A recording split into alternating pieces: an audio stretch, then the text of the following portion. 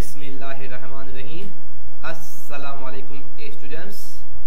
आज हम क्लास 10 के इंग्लिश के बुक की पहली poem the voice of God पढ़ेंगे। लेकिन इससे पहले कि हम अपने टॉपिक की तरफ चलें, मेरी आपसे गुजारिश है कि आप मेरे इस चैनल को सब्सक्राइब करें, लाइक करें, कमेंट्स दें। ये आपके बुक इंग्लिश का पहला टॉपिक है, इसलिए आप मेरे चैनल पर आएं और इंग्लिश पढ़ें।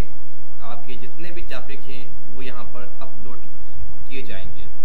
ये पहली पोएम है, तो मेरे को उम्मीद है कि आपने मेरे इस चैनल को सब्सक्राइब किया है और साथ साथ अपनी राय टॉपिक के मुतालिक ज़रूर दीजिएगा। तो आइए अब हम अपने टॉपिक की तरफ बढ़ते हैं। द वॉइस ऑफ गॉड, यानी कि अल्लाह की आवाज़, खुदा ताला की आवाज़, बाय लुइस आई न्यूमन। लुइस आई न्यूमन ने ये पोएम लिखी है। तो सबसे पहले हम लुइस आई न्यूमन के मुतालिक थोड़ा सा पढ़ लेते हैं। वो 1893 ईस्वी में पैदा हुए थे और 1972 ईस्वी में उनका इंतकाल हुआ था। He was born in Providence, Rhode Island, USA। वो USA के शहर प्रोवाइडेंस, रोड और एक जजीरे में पैदा हुए थे। He studied at Brown University और उन्होंने अपनी जो आला तालीम थी वो ब्राउन यूनिवर्सिटी से हासिल की। And after his doctorate lectured at Columbia. अपनी पीएचडी करने के बाद वो कोलंबिया के कॉलेज में लेक्चर देने लगे। He is the author of many books. उन्होंने बहुत सारी किताबें लिखी हैं और बहुत सारी मजहबी किताबों के वो ऑथर हैं। उन्होंने बहुत सी मजहबी पोएम्स और किताबें लिखी हैं। This poem brings out his religious bent of mind। और जब हम इनकी ये पोएम जिसका टाइटल है द वॉइस ऑफ गॉड, इसको पढ़ते हैं तो इसमें भी हमें मजहबी रुझानात मिलते हैं। मजहब के मुताबिक लिखी है द वॉइस ऑफ गॉड, यानी कि खुदा ताला की आवाज़। तो एक ही इस्तिज़ा है इस पोएम में, 4 लाइन्स पर मुश्तमिल ये पोएम है। I saw to her the voice of God, यानी कि जब हम पोएम पढ़ते हैं तो पोएट ने फर्स्ट पर्सन का इस्तेमाल किया है। आई माने कि मैं, सॉट का मतलब होता है कि तलाश करना, सी माने जो है उसकी फर्स्ट फॉर्म होती है, सॉट सेकंड फॉर्म होती है। आई सॉ टू हर माने कि सुनना, द वॉइस ऑफ गॉड, खुदा ताला की आवाज़ को। पोएट हमें बताता है कि वो खुदा ताला की आवाज़ को सुनना चाहते थे। वो चाहते थे कि खुदा के करीब से करीब जाए और खुदा की आवाज़ को सुने, क्योंकि उसका यकीन था कि खुदा ताला का वजूद है, लेकिन वो खुदा की आवाज़ सुनना चाहते थे। और खुदा ताला की आवाज़ सुनने के लिए उसने क्या किया? And climb the top most staple. उसने क्या किया कि खुदा ताला की आवाज़ को सुनने के लिए वो ऊंची जगह पर चढ़ गए। क्लाइम का मतलब होता है कि चढ़ना, एंड क्लाइम माने कि और चढ़ गए। द टॉप मोस्ट ऊपर, स्टेबल माने कि कोई ऊंची जगह, जैसे कोई पहाड़ होता है या कोई ऊंची मंजिल होती है, तो ऊंचाई पर वो चढ़ गए ताकि ऊंची जगह से वो आवाज़ सुन सके खुदा ताला की। उसका तसव्वुर ये था, उसका ख्याल ये था, उसके एहसासात ये थे कि खुदा ताला जो है वो आसमान पर होते हैं। वो जितना वो ऊंचा जाएंगे तो खुदा ताला की आवाज़ उसके कानों से टकराएगी और यूं जो है वो खुदा ताला की आवाज़ को सुन लेंगे।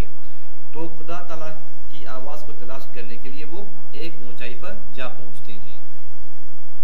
लेकिन क्या होता है फिर? बट गॉड डिक्लेयर्ड, लेकिन खुदा ताला ने ऐलान किया। डिक्लेयर माने कि ऐलान करना या कहना। गो डाउन अगेन, खुदा ताला ने कहा कि तुम नीचे चले जाओ। खुदा ताला ने जब उसको ये देखा कि वो खुदा ताला की आवाज़ सुनना चाहते हैं, वो उसको सुनना चाहते हैं, तो खुदा ताला ने उसे जवाब दिया, गो डाउन अगेन, दोबारा नीचे जाओ। आई डुवेल, डुवेल माने कि रहना, आई डुवेल अमंग द पीपल। खुदा ताला की आवाज़ आई, उसके कानों से टकराई और खुदा की आवाज़ ने उसे उनसे कहा कि तुम दोबारा नीचे जाओ, क्योंकि मैं लोगों के दरमियान रहता हूँ, क्योंकि मैं लोगों में रहता हूँ। डिवेल माने के रहना, कि मैं लोगों में रहता हूँ। तो इस मुख्तसर से पोएम में क्या है कि पोएट हमें बताते हैं कि वो खुदा ताला की आवाज़ को सुनने के लिए ऊंचाई पर चढ़ गए, लेकिन वहाँ पर जो है खुदा ताला की आवाज़ उसके कानों से टकराई। उन्होंने कहा कि अगर तुम मेरे को सुनना चाहते हो, मेरे करीब आना चाहते हो, मेरे से तुम्हें मोहब्बत है, तो मैं लोगों के दरमियान रहता हूँ, माने कि मैं लोगों के दिलों में रहता हूँ। जो खुदा पर यकीन रखता है, खुदा पर अकीदा रखता है, खुदा पर जिसका बिलीव है, तो उसे खुदा तलाश करने की ज़रूरत नहीं है, खुदा की आवाज़ तलाश करने की ज़रूरत नहीं है, खुदा को तलाश करने की ज़रूरत नहीं है, बल्कि खुदा हमारे दिल में रहता है, खुदा हमारे करीब रहता है। हम जब भी खुदा को याद करते हैं तो खुदा हमारी सुनता है। तो इसका मतलब ये नहीं है कि हम किसी मखसूस जगह जाकर खुदा को तलाश करें। खुदा हर जगह पर मौजूद है, जहाँ जहाँ हम हैं वहाँ खुदा है। जब जब हमने खुदा को पुकारा तो खुदा ने हमें सुना और खुदा ने हमें अता किया। जिस तरह से हम खुदा की इबादत करते हैं, खुदा को पुकारते हैं किसी मुश्किल वक़्त में, तो खुदा उसी वक़्त हमें हमारी आवाज़ को सुनता है और खुदा हमारे ऊपर अपनी रहमतें, अपनी करामतें नाज़िल करता है। तो स्टूडेंट, इस पोएम का मरकज़ी ख्याल ये है, यानी कि सेंट्रल आइडिया ये है, पोएम का जो पैगाम है वो यही है कि खुदा हमारे दरमियान है, खुदा हमारे करीब है।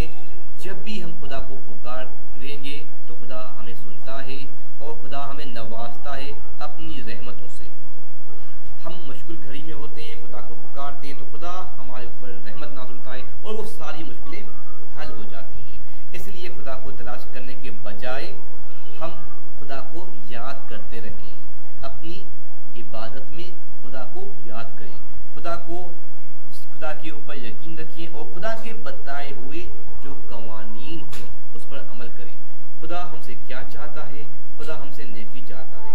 खुदा चाहता है कि हम नेकी के रास्ते पर चलें। कुरान शरीफ में वाज़िया है, कुरान शरीफ में वाज़िया है, और अपनी खुदा की किताब को पढ़ें, रिसाइट करें और समझें और अच्छे अमल करें, ताकि हमारा खुदा, हमारा रब हमसे राज़ी हो जाए, खुश हो जाए। और यूं ही जो है हमारी ज़िंदगी भी संवर जाती है, हमारी दुनिया भी संवर जाती है और हमारी आखिरत भी संवर जाती है। अगर हम अपनी ज़िंदगी और आखिरत को संवारना चाहते हैं तो खुदा के ऊपर यकीन रखें, खुदा को तलाश करने के बजाय हम खुदा को याद रखें। तो मेरे को उम्मीद है कि ये पोएम आपको अच्छे से समझ में आ गई होगी। चैनल को सब्सक्राइब करें, लाइक करें और बराए मेहरबानी कमेंट्स बॉक्स में अपनी राय ज़रूर दें, ताकि मेरे को भी पता चले कि आपको पोएम समझ में आई है कि नहीं। अपनी राय ज़रूर दें, मैं आपकी राय का मुंतज़िर रहूँगा। Goodbye students.